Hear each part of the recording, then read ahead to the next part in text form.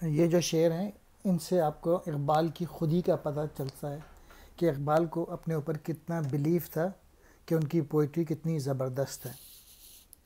حادثہ جو ابھی پردہ افلاک میں ہے، عکس اس کا میرے آئینہ ادراک میں ہے۔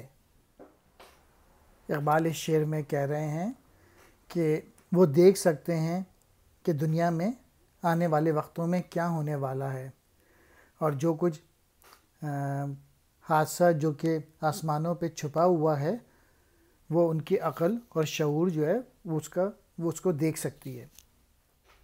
نہ ستارے میں ہے، نہ گردش افلاک میں ہے،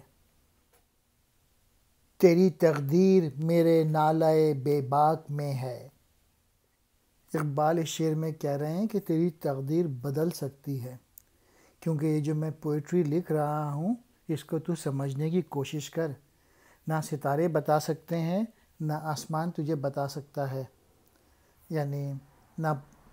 یعنی تیری قسمت کا جو بدلنا ہے وہ ستارے کی رفتار پہ نہیں ہے۔ یا میری آہ میں کوئی شرر زندہ نہیں، یا ذرا نم ابھی تیری خس و خاشاک میں ہے۔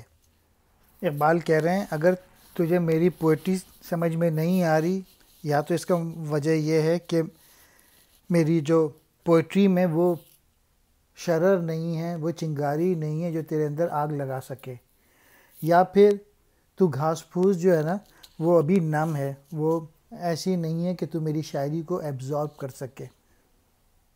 کیا عجب میری نوائے ہائے سحرگائی سے، زندہ ہو جائے وہ آتش کہ تیری خاک میں ہے۔ اقبال اس شعر میں کہہ رہے ہیں اس میں کوئی تعجب کی بات نہیں ہے کہ جو میں یہ پوئٹری لکھ رہا ہوں اور صبح سویرے اٹھ کے لکھ رہا ہوں، ہو سکتا ہے کہ میری کسی بات کے تجھ پہ اثر ہو جائے۔